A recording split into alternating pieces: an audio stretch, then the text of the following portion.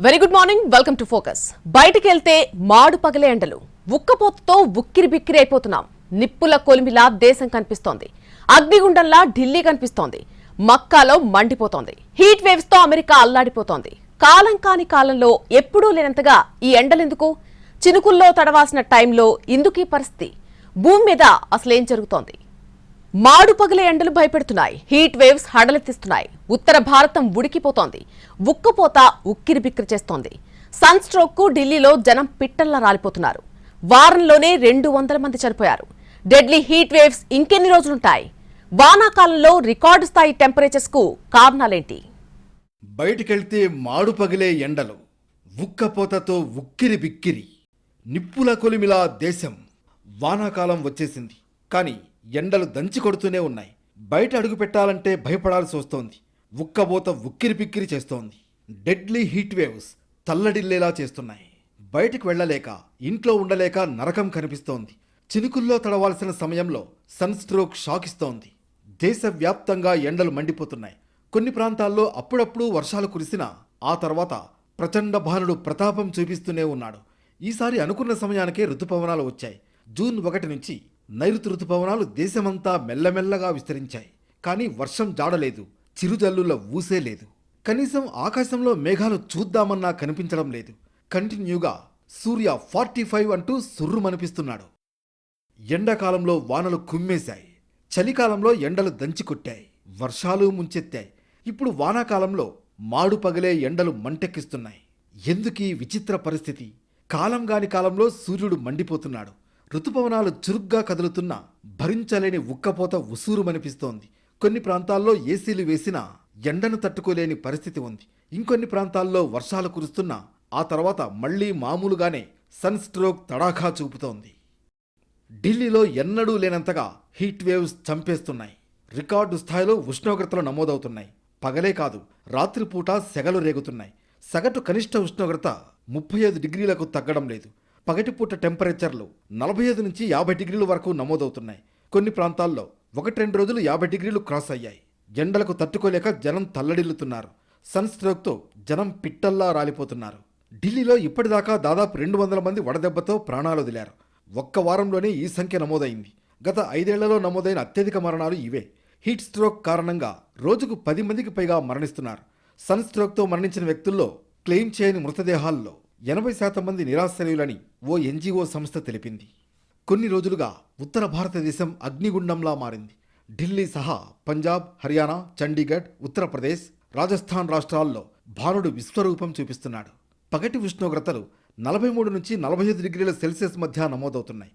ముఖ్యంగా రాజధాని ఢిల్లీలో పరిస్థితి దారుణంగా ఉంది. ఢిల్లీ మొత్తం నిప్పుల కొలిమిలా మారింది. ఓవైపు ఎండ తీవ్రత, మరోవైపు నీటి సంక్షోభంతో జనం అల్లాడిపోతున్నారు. రాత్రి సమయంలో కూడా వాతావరణం చల్లబడటం లేదు. గత 14 ఏళ్లలో ఎన్నడూ లేనంతగా రాత్రివేళ రాజధానిలో 35.2 డిగ్రీల సెల్సియస్ ఉష్ణోగ్రత నమోదైంది. ఢిల్లీలో ఏ ఆసుపత్రిలో చూసినా సన్ స్ట్రోక్ బాధితులే. వందల సంఖ్యలో హాస్పిటల్స్కు క్యూ కడుతున్నారు.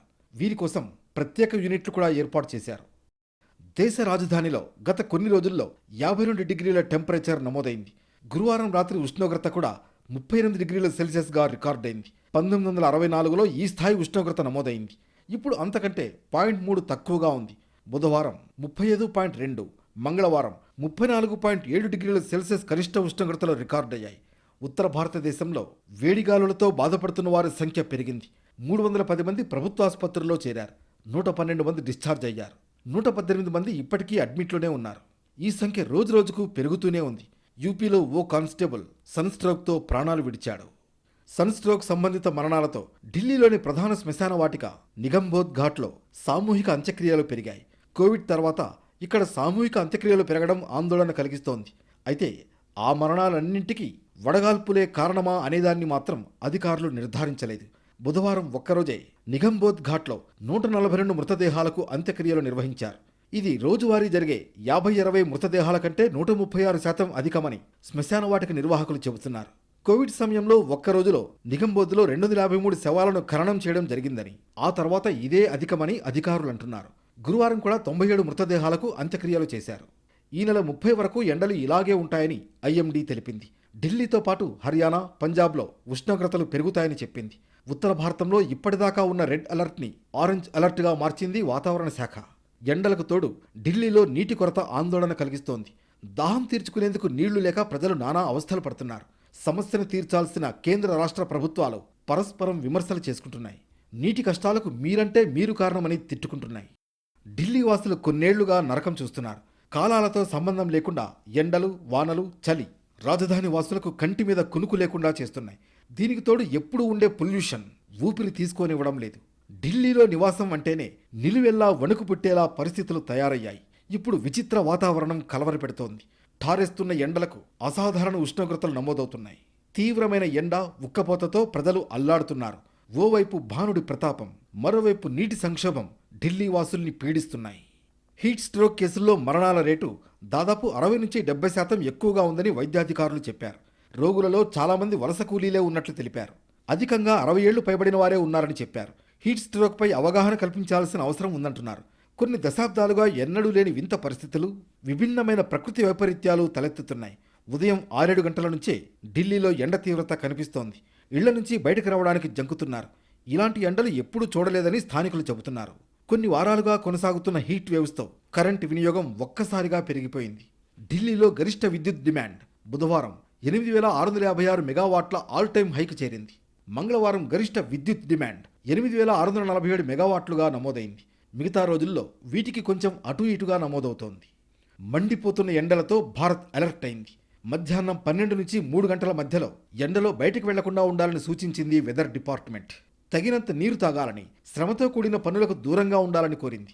ద్రవ పదార్థాలనే ఎక్కువగా తీసుకోవాలని, అధిక ప్రోటీన్ కలిగిన ఆహారానికి దూరంగా ఉండాలని సూచించింది. ఎండలతో మండిపోతున్న ఢిల్లీ వాసుల్ని శుక్రవారం వరుణుడు కరుణించాడు. చినుకులతో ఉక్కపోత నుంచి రాజధాని వాసులు ఉపశమనం పొందారు. ఢిల్లీ ఎన్సీఆర్లోని పలు ప్రాంతాల్లో తేలికపాటి వర్షం కురిసింది. దీంతో రోడ్లన్నీ జలమయమయ్యాయి. ఇన్ని రోజులు ఉక్కపోతకు తట్టుకోలేకపోయిన జనం ఈ వర్షంతో కాస్త రిలాక్స్ అయ్యారు. హర్యానా, గురుగ్రామ్లోనూ వర్షం పడింది. ఇలా కొన్ని గంటలు రిలీఫ్ దొరికినా తెల్లారు నుంచి సూర్యుడు మంటరేపుతూనే ఉన్నాడు. తెలుగు రాష్ట్రాల్లో తొలకరి పలకరించిన వర్ణుడు పత్తాలేడు. చిరుజల్ల జాడే లేదు. మండు వేసవిని తలపించేలా ప్రచండ భానుడు బగబగ మండిపోతున్నాడు. పగలే కాదు, రాత్రిళ్లు కూడా రికార్డు స్థాయిలో టెంపరేచర్లు రికార్డవుతున్నాయి.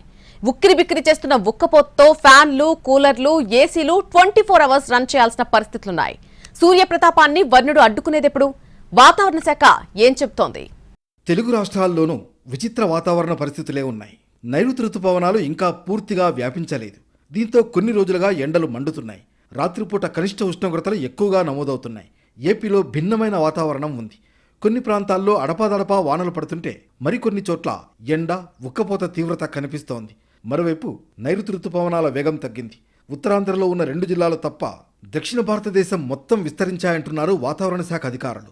అయినా సరే వర్షాలు అంతంత మాత్రంగానే ఉన్నాయి.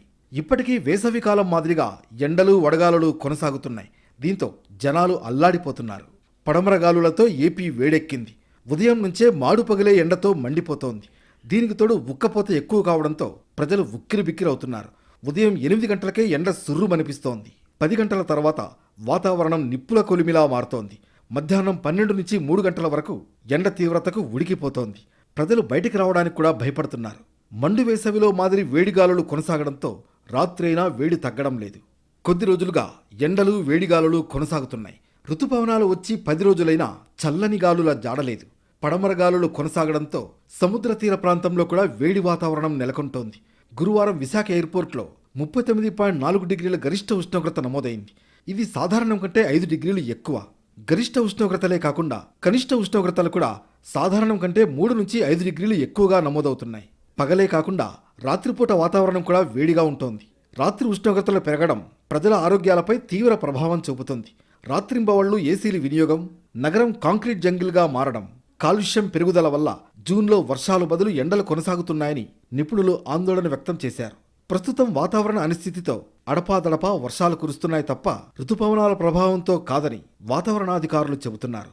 బంగాళాఖాతంలో అల్పపీడనాలు ఏర్పడి వర్షాలు పెరిగేంత వరకు ఎండలు కొనసాగుతాయన్నారు. ఈలోగా ఎలాగో ఋతుపవనాలు బలపడితే వాతావరణం చల్లబడుతుందని అంటున్నారు. మన్యంలో ఎండలు మండుతున్నాయి. 3 రోజులుగా ఎండల తీవ్రత పెరిగింది.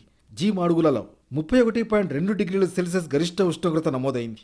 ఏజెన్సీలో సైతం ఉదయం నుంచే ఎండ ప్రభావం మొదలై సాయంత్రం 6 గంటల వరకు కొనసాగుతోంది.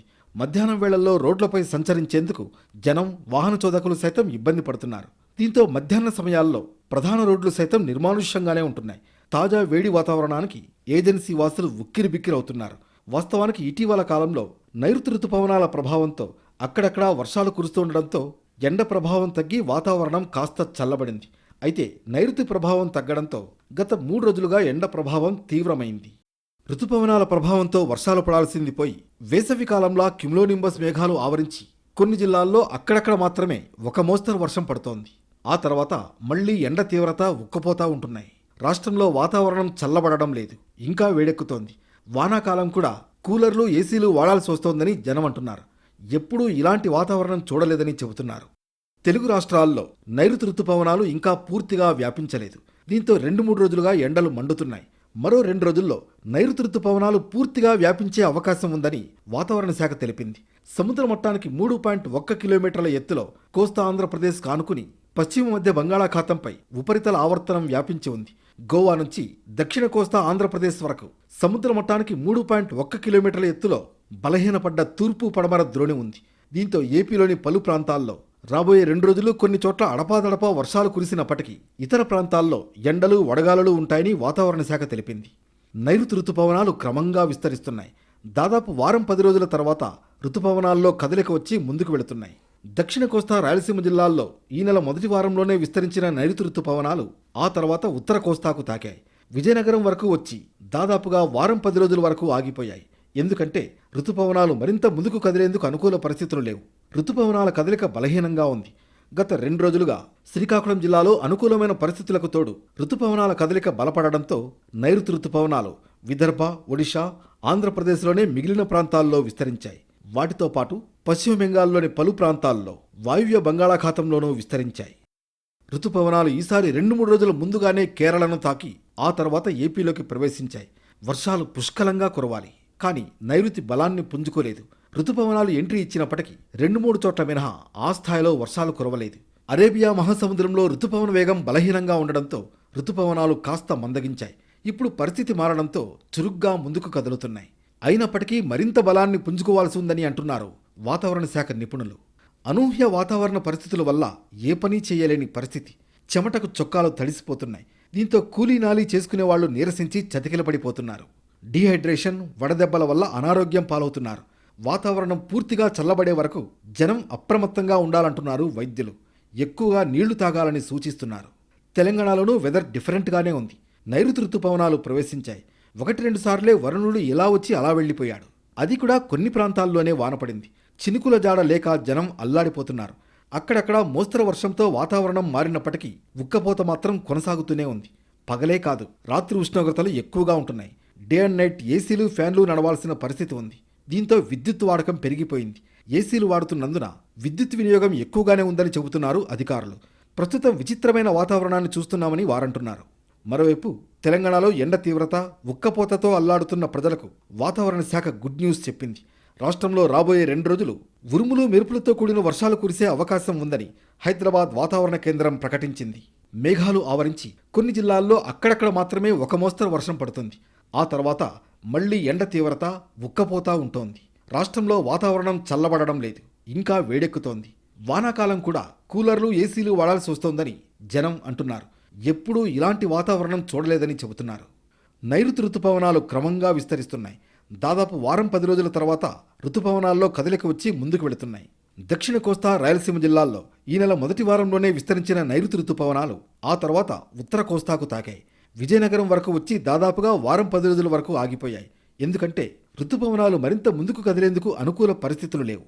రుతుపవనాల కదలిక బలహీనంగా ఉంది. గత 2 రోజులుగా శ్రీకాకుళం జిల్లాలో అనుకూలమైన పరిస్థితులకు తోడు రుతుపవనాల కదలిక బలపడడంతో నైరుతి రుతుపవనాలు విదర్భ, ఒడిషా, ఆంధ్రప్రదేశ్లోని మిగిలిన ప్రాంతాల్లో విస్తరించాయి. వాటితో పాటు పశ్చిమ బెంగాల్లోని పలు ప్రాంతాల్లో వాయువ్య బంగాళాఖాతంలోనూ విస్తరించాయి. ఉపరితల ఆవర్తనం ప్రభావంతో వర్షాలు కురుస్తాయని వివరించింది వెదర్ డిపార్ట్మెంట్. ఇవాళ భారీ వర్షాలు కురుస్తాయని వాతావరణ శాఖ తెలిపింది. ఆదిలాబాద్, కుమురం భీం, ఆసిఫాబాద్, మంచిర్యాల, నిర్మల్, పెద్దపల్లి, జయశంకర్, భూపాలపల్లి జిల్లాల్లో భారీ వర్షాలు కురవనున్నట్లు వాతావరణ శాఖ పేర్కొంది. గంటకు 30 నుంచి 40 కిలోమీటర్ల వేగంతో గాలులు వీస్తాయని తెలిపింది. ఆదివారం తేలికపాటి నుంచి మోస్తరు వర్షాలు అక్కడక్కడా కురిసే అవకాశం ఉందని వాతావరణ శాఖ తెలిపింది. నిజామాబాద్, జగిత్యాల, సిరిసిల్ల, రంగారెడ్డి, హైదరాబాద్, మేడ్చల్, వికారాబాద్, సంగారెడ్డి, మెదక్, కామారెడ్డి, మహబూబ్ నగర్, నారాయణపేట జిల్లాల్లో ఉరుములు మెరుపులతో కూడిన వర్షం కురిసే అవకాశం ఉంది. గంటకు 30 నుంచి 40 కిలోమీటర్ల వేగంతో ఈదురుగాలులు వీచే అవకాశం ఉందని వాతావరణ శాఖ పేర్కొంది.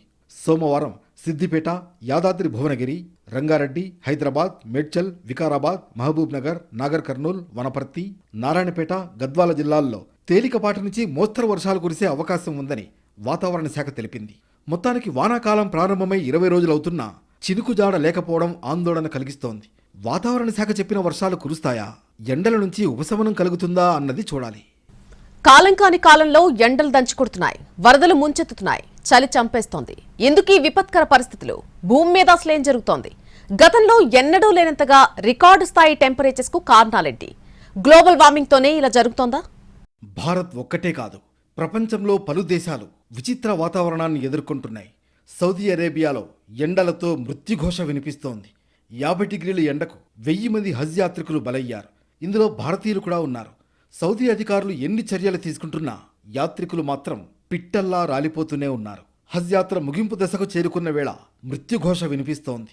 ఎండకు తాళలేక యాత్రికులు ఉన్న చోటనే ప్రాణాలు విడుస్తున్నారు. ప్రాణాలు కోల్పోయిన వారిలో ఈజిప్ట్, జోర్డాన్ దేశస్థులు అధికంగా ఉన్నారు. మరోవైపు మృతుల్లో 98 మంది భారతీయులు ఉన్నట్లు విదేశాంగ శాఖ ప్రకటించింది. మన దేశం నుంచి ఇప్పటి వరకు 1,75,000 మంది హజ్ యాత్రకు వెళ్లినట్లు అధికారులు చెబుతున్నారు. గత ఏడాది మృతుల సంఖ్య 187గా నమోదైందని పేర్కొన్నారు. అక్కడికి వెళ్లిన భారతీయుల కోసం ప్రభుత్వం తరఫున చేయగలిగినదంతా చేస్తున్నామని విదేశాంగ శాఖ అధికార ప్రతినిధి రణ్ధీర్ జైస్వాల్ చెప్పారు. చనిపోయిన వారంతా వేడి సంబంధిత సమస్యలతోనే మరణించినట్లు సౌదీ అధికారులు చెబుతున్నారు. వేడిం నుంచి ఉపశమనం కలిగించేందుకు అక్కడి అధికారులు చర్యలు తీసుకుంటున్నా ప్రాణ నష్టం తప్పడం లేదు. మృతదేహాలను మక్కాలోని అతిపెద్ద ఆసుపత్రుల్లో ఒకటైన అల్ ముయిసెం ఆసుపత్రి మార్చురీలో భద్రపరిచారు. మక్కాలోని గ్రాండ్ మసీద్ దగ్గర టెంపరేచర్ 52 డిగ్రీలుగా నమోదైంది. ఈ ప్రాంతంలో ఉష్ణోగ్రతలు ప్రతి దశాబ్దానికి కనీసం 0.4 డిగ్రీల సెల్సియస్ పెరుగుతున్నాయి. ఏటా తీవ్రమవుతున్న ఎండలు హజ్ యాత్రికుల్లో దడ పుట్టిస్తున్నాయి. భరించాలని ఒక్కపోత ఊపిరాడనివ్వకుండా చేస్తోంది. మక్కాలో 50 డిగ్రీలకు పైగా టెంపరేచర్స్ తట్టుకోలేక హజ్ యాత్రికులు వందల సంఖ్యలో ప్రాణాలు విడుస్తున్నారు. ఈసారి హజ్ యాత్రకు 20 లక్షల మంది వచ్చారు. ఇటు రద్దీ, అటు ఎండ తాపాన్ని దృష్టిలో ఉంచుకుని నిర్వాహకులు అనేక ఏర్పాట్లు చేశారు. యాత్రికులు గొడుగులు వాడాలని, ఎప్పటికప్పుడు నీరు తాగాలని సూచించారు. వారిపై నీళ్లు చల్లేలా వాలంటీర్లను నియమించారు.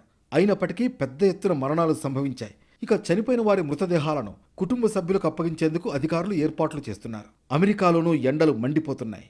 అమెరికాలో 7.5 కోట్ల మందికి హీట్ వేవ్ హెచ్చరికలు జారీ అయ్యాయి. షికాగో సహా పలు నగరాలు భానుడు తాపానికి అల్లాడిపోయాయి. షికాగోలో 36.1 డిగ్రీల సెల్సియస్ ఉష్ణోగ్రత నమోదైంది. ఈ వారం 37.7 డిగ్రీలను కూడా చవిచూసే అవకాశం ఉందని వాతావరణ శాఖ హెచ్చరించింది. ఫీనిక్స్ పట్టణంలో శనివారం 44.4 డిగ్రీల సెల్సియస్ ఉష్ణోగ్రత నమోదైంది. నిరుడి ఇక్కడ ఉష్ణతాపానికి 645 మంది మరణించారు. జనం ఉదయం 10 గంటల నుంచి సాయంత్రం 6 గంటల మధ్యలో బయట తిరిగే సమయాన్ని సాధ్యమైనంత మేర తగ్గించుకోవాలని వాతావరణ శాఖ సూచించింది. ఫీనిక్స్ పట్టణంలో 100 శీతల కేంద్రాలని తెరిచారు. పొరుగునే ఉన్న రాస్వెల్లో ఉష్ణోగ్రత 41.6 డిగ్రీల సెల్సియస్ను తాకింది. దక్షిణ కొలరాడో రాష్ట్రంలో ఉష్ణోగ్రత 37.7 డిగ్రీలకు చేరింది. అటు గ్రీసులో ఎండలు మండిపోతున్నాయి. డెడ్లీ హీట్ వేవ్స్ హడలెత్తిస్తున్నాయి. గత రికార్డులను బ్రేక్ చేస్తూ ఉష్ణోగ్రతలు నమోదవుతున్నాయి. 40 డిగ్రీలకు పైగా ఉష్ణోగ్రతలు ఉంటున్నాయి. అటు పోర్చుగల్, ఆఫ్రికాలో ఎండలు మండిపోతున్నాయి. సన్ స్ట్రోక్తో వందల సంఖ్యలో మరణాలు నమోదవుతున్నాయి. అయితే మాడు పగిలే ఎండలు, లేదంటే ముంచేసే వరదలు. ఎందుకిలా? భూమి మీద అసలేం జరుగుతోంది? ఇలా ప్రతి కాలంలోనూ ఆ కాలపు వాతావరణ పరిస్థితుల్లో మనిషి తట్టుకోలేనంతగా మార్పులు జరగడానికి కారణం ఏంటి? ఈ విపత్కర పరిస్థితులకు కారణం ఎవరు? వాతావరణం ఇలా ఎలా మారిపోయింది? వీటికి సమాధానం ఒక్కటే, గ్లోబల్ వార్మింగ్. వాతావరణ మార్పుల ప్రభావంతోనే ప్రపంచవ్యాప్తంగా విపత్కర పరిస్థితులు వస్తున్నాయి. ప్రపంచవ్యాప్తంగా కొన్నేళ్లుగా వాతావరణ పరిస్థితులు అంచనాకు తగ్గట్లు లేవు. కాలాలతో సంబంధం లేకుండా ఎండలు, వానలు దంచి కొడుతున్నాయి. కొన్ని దేశాల్లో కరువు తాండవిస్తోంది. వాతావరణ మార్పులే ఇందుకు కారణమంటున్నారు శాస్త్రవేత్తలు. ఎన్నడూ లేనంతగా రికార్డు స్థాయి టెంపరేచర్స్ నమోదవుతున్నాయి. భూతాపం స్థాయి పెరిగితే తీవ్రమైన అసహజ వాతావరణ పరిస్థితులు ఏర్పడేలా చేస్తుంది. కరువు, వరదలు సంభవిస్తూ ఉంటాయి. ఉష్ణోగ్రతల్లోనూ విపరీతమైన మార్పులుంటాయి. సగటు ఉష్ణోగ్రతలో ప్రతి 1 డిగ్రీ సెల్సియస్ పెరుగుదలకు వాతావరణంలో 7% తేమ పెరుగుతుంది. ఒక్క భారత్లోనే కాదు, ప్రపంచవ్యాప్తంగా వాతావరణం అనూహ్యంగా మారిపోతోంది. గతంలో ఎన్నడూ లేని విధంగా దుబాయ్ను వరదలు ముంచెత్తాయి. కెనడాను కార్చిచ్చు దహించి వేస్తోంది. అమెరికాలో ఒక పక్క వరదలు ముంచెత్తుతుంటే మరోపక్క ఎండలు దంచి కొడుతున్నాయి. హజ్ యాత్రలో అధిక ఉష్ణోగ్రతల బారిన పడి ఇప్పటి వరకు 1000 మంది చనిపోయారు. వాతావరణ మార్పులతో 2049 నాటికి $38 ట్రిలియన్ నష్టం జరుగుతుందని ఒక సర్వే అంచనా వేసింది. ప్రపంచం అంతా ఎండలు పెరిగిపోవడానికి ప్రధాన కారణం భూతాపమే. వాతావరణ మార్పులతోనే ఈ భూతాపం పెరుగుతోంది. భారత్ సహా ప్రపంచంలోని అనేక ప్రాంతాల్లో దంచి కొడుతున్న ఎండలు ఈ మార్పుల ఫలితమే. వాతావరణ మార్పులు ఉష్ణోగ్రతలు మండిపోవడానికి మాత్రమే కాదు, అనేక ఇతర ప్రకృతి విపత్తులకు కూడా కారణమవుతున్నాయి. కాలం కాని కాలంలో వర్షాలు, వాతావరణం ఉన్నట్టుండి మారిపోయి కుంభవృష్టి వర్షాలు, వడగళ్లు, పిడుగుపాట్లు వంటివి వీటి ఫలితమే. అతివృష్టి, అనావృష్టి వంటి వాటికి కూడా ఇవే కారణమవుతున్నాయి. పెరిగిన భూతాపం, వాతావరణ మార్పుల వల్ల 2023 సంవత్సరం 1,00,000 ఏళ్లలోనే అత్యధిక వేడి సంవత్సరంగా రికార్డు సృష్టించింది. భూతాపానికి దారితీస్తున్న కర్బన ఉద్గారాలు పెరగడం వల్ల కేవలం ఎండలు దంచికొట్టడమే కాదు, ఇంకా అనేక ఇతర ప్రకృతి ఉత్పాతాలు సంభవిస్తున్నాయి. ఉత్తర దక్షిణ ధృవాలు కరిగి గాలి వీచే వేగం తగ్గిపోతోంది. 2100 నాటికి సగటు వార్షిక గాలి వీచే వేగం 10% మేర తగ్గిపోవచ్చని ఐక్యరాజ్య సమితి అనుబంధ సంస్థ IPCC అంచనా వేసింది. ధృవాల్లో మంచు వేగంగా కరిగిపోతున్నందున గాలి వీచే వేగం మరింత పడిపోయే ప్రమాదం కనిపిస్తోంది. 1979 నుంచి ఆర్కిటిక్ మిగతా ప్రపంచం కంటే 4 రెట్లు ఎక్కువగా వేడెక్కిపోతోందని నిపుణులు వివరించారు. పవన విద్యుత్ ఉత్పత్తి 10 నుంచి 20% మేర తగ్గిపోతుంది. అంటే వాతావరణ మార్పులకు పునరుత్పాదక ఇంధన వనరులపై ఆధారపడడం తగ్గిపోతుంది. హిమాలయ, మంచు ఋతుపవనాల మీద ఆధారపడిన భారత్ వంటి దేశానికి ముప్పు మరింత ఎక్కువగా ఉంది. భారత్కు 70% వార్షిక వర్షపాతం ఋతుపవనాల ద్వారానే లభిస్తోంది. దేశంలోని 100 జలాశయాలకు ఋతుపవనాలు తెచ్చే వర్షపాతమే దిక్కు. భూతాపం ఇలాగే పెరిగిపోతే హిమాలయాలు కరగడం కూడా తీవ్రతరం అవుతుంది. దీంతో అతివృష్టి, అనావృష్టి ముప్పు మరింత పెరుగుతుంది. ఇలాంటి ముప్పులను భారత్ ఇప్పటికే ఎదుర్కొంటోంది. అధిక ఎండలు, వర్షాభావం, లేకుంటే కుండపోత, అకాల వర్షాలు, వడగళ్ల వానలతో నష్టం జరుగుతోంది. అడవుల విస్తీర్ణం తగ్గడం, భూతాపం, కాలుష్యం పెరగడం వల్ల ఉష్ణోగ్రతల్లో మార్పులు వస్తున్నట్లు శాస్త్రవేత్తలు చెబుతున్నారు. మొత్తానికి దేశంలో విపత్కర వాతావరణ పరిస్థితులు ఆందోళన కలిగిస్తున్నాయి. వానాకాలం మొదలైనా విపరీతంగా ఎండలు కొడుతూ ఉండడం ఆందోళన కలిగిస్తోంది.